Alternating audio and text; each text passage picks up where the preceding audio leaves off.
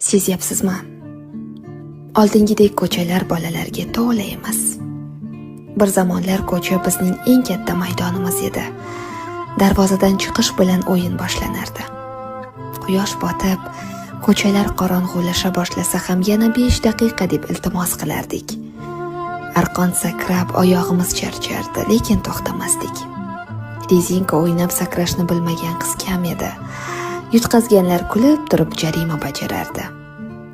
O'g'il bolalar esa to'p tepib bir oynani sindirsa ham ertasi kun yana o'sha joyga qaytardi.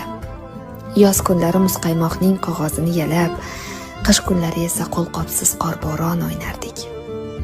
Qo'llarimiz muzlab qolsa ham uyga kirgimiz kelmasdi. Qor odam yasab unga ism qo'yardik, go'yo u ham bizning o'yinimizning bir qismi edi.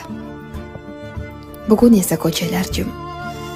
Derazalar ortida bolalar bor.